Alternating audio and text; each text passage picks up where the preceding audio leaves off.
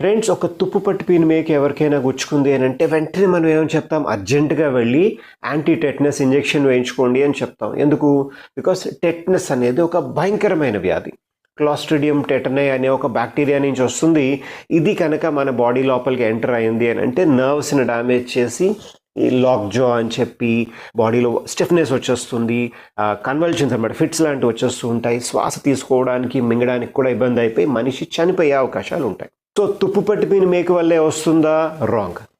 క్లీన్గా ఉన్న మేక వల్ల అయినా సరే, ప్లాస్టిక్ గుచ్చుకున్నా, చెక్క గుచ్చుకున్నా, నార్మల్గా తక్కువ ఉడిపిన ఒక దగ్గర, లేదంటే ఒక జంతువు రక్కినా సరే, ఎందుకంటే మట్టిలోని యానిమల్ వేస్ట్లోని ఈ బ్యాక్టీరియా ఉంటుంది. అది మన బాడీ లోపలికి ఎంటర్ అయితే ఇన్ఫెక్షన్ అనేది స్టార్ట్ అయిపోతుంది. రెండోది, ఇది రాకుండా ఉండడానికి మనం ఏం చేస్తూ ఉంటాం? జనరల్గా ఈ వ్యాక్సిన్ ఏదైతే ఉంటుందో తల్లి థర్డ్ ట్రైమస్టర్ అనమాట, 7th, 8th, 9th మంత్లో ఉన్నప్పటి నుంచి వ్యాక్సినేషన్ స్టార్ట్ చేస్తాం. బేబీ పుట్టిన తర్వాత కూడా ఒక 5-6 డోసెస్ అనేది ఇస్తాం.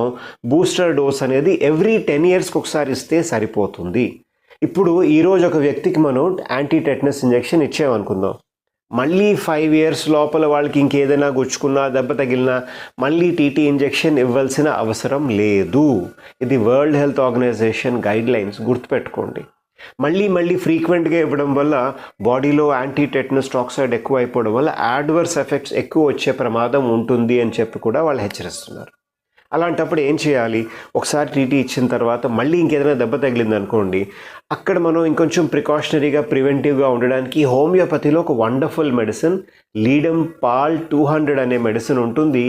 దీన్ని ఒక 3 రోజుల పాటు దెబ్బ తగిలిన దగ్గర నుంచి మార్నింగ్ టైం ఒక 5 pills ఇస్తే బాడీ లోపల వ్యాక్సినేషన్ ఉంది. హోమియోపతి పాయింట్ ఆఫ్ వ్యూలో కూడా ఇంకొంచెం బెటర్ ప్రివెంటివ్ యాక్షన్ అనేది వస్తుంది. జనరల్గా మంచి రిజల్ట్స్ అనేది వస్తున్నాయి. ఈ టాపిక్ పైన మీకు ఏదైనా డౌట్ ఉందంటే కిందన కమెంట్ సెక్షన్లో పెట్టండి. నా పేరు డాక్టర్ సురేష్ సౌమ్యాజుల. సర్వేజన సుఖినో భవంతు.